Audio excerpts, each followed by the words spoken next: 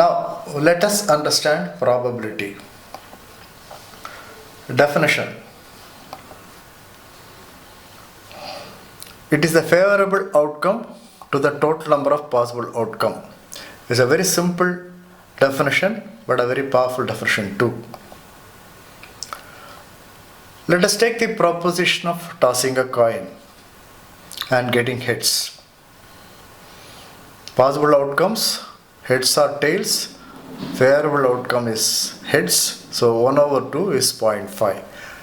Similarly, if you roll a dice, getting 1, 2, 3, 4, 5 or 6 is 1 over 6, where 6 is the total number of possibilities, 1 is the favorable outcome, and approximately 17% chances that you will get 1, 2, etc. Now let us understand certain terminologies and essentials. Experiment, a process of obtaining information through observation or measurement of a subject. So typically tossing a coin is an experiment. Random experiment is when the outcome is subject to chance. Either you get heads or you get tails. Space, all possible outcomes. Event, a set of outcome or outcomes of an experiment. Exhaustive event refers to all possible outcomes. Mutually exclusive event is that when one event is occurring, another event will not occur or cannot occur. Typically, when head falls, tail will not come, vice versa. Now let us understand different probabilities. The marginal probability is the unconditional probability of an event occurring. Failure of a machine, child falling sick during monsoon, they are all simple probabilities. Joint probabilities, at least 2 events should simultaneously occur or 2 events should occur. Say for example, male and female going for the same treatment, or inflation rate assessed by several commodities and their prices. Conditional probability is with a condition, that is an event occurring given that another associated event has occurred. Like typically for qualification into a B school, scoring 700 in GMAT and undergraduate degree. Similarly, getting into Air Force, requirement of height and also vision. Permutation and combination are important in probability and useful to know sample space and favorable events. This slide is illustration of permutation and combination. There are 6 arrangements and 3 selections. Now understanding conditional probability. This urn contains 5 beads, 3 blue and 2 orange. So without replacement, getting 2 blue beads in succession is 3 over 5 and 1 less is 2 over 4, because it is without replacement, so you get the probability is 3 over 5 into 2 over 4. With replacement, that means you are putting back the beads, so the probability remains same, so that is 9 by 25. So this is the way you understand conditional probability. Now this is very important, fundamental rules you have to very much remember and use it. All probabilities of an event are restricted to a range of 0 to 1. That means the probability can never be more than 1, and all probabilities put together are sum of probabilities PFA1 plus PFA2 etc., where A1, A2, A3 are events will be equal to 1. The AND proposition is a multiplication, that means a joint occurrence which is denoted by this dot.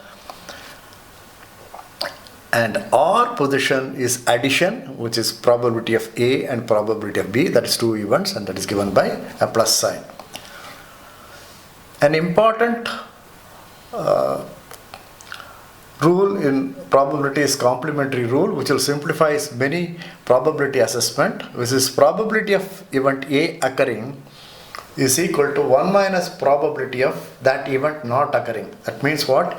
If A is an event and A bar is not A, probability of A is given by 1 minus probability of A bar. That means an event occurring is equal to 1 minus probability of the event not occurring. This is a very important rule. Now let us take certain example.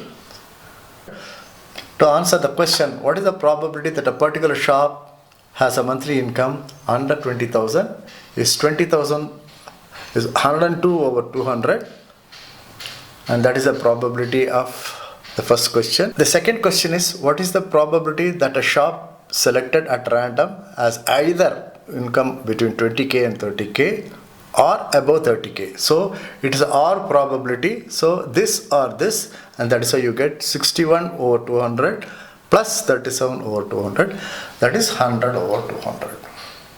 Let us take another example. This is a probability that a contractor getting 2 contracts, okay, plumbing contract with the probability of 2/3, and electrical contract not getting is 5/9. That means getting is 4/9. Okay. Now what is the probability of getting? Both is a joint probability. So 2 over 3 dot 4 over 9, so that is equal to 0.3. So the AND probability is with a dot. Now let us take one more example. A product can be manufactured in 2 machines, M1 and M2. M1 has a probability of failure 0.05, that is not working, and M2 has 0.07. What is the probability the product can be manufactured successfully? That means what? In any one machine, if it is functioning, the product can be manufactured. Let us assess the probability. Applying complementary rule, probability that the product can be manufactured will be equal to 1 minus probability that the machine 1 is not functioning and machine 2 is not functioning. Okay, right? So that is 1 minus 0.5 multiplied by 0.07 give you 0.9965. That means with the 99.65% chances the product will be produced. A very important concept in probability is cascading probabilities have drastic impact. See, modern commercial aircrafts have 3 engines with a high reliability. Expert says pilot can land safely even with 1 engine functioning. Imagine if engines have a failure probability of 1 in 1000, that means 0.001.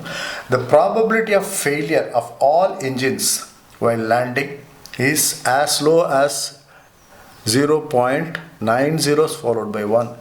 That means it's very unlikely that a plane crash can happen because all the engines have failed.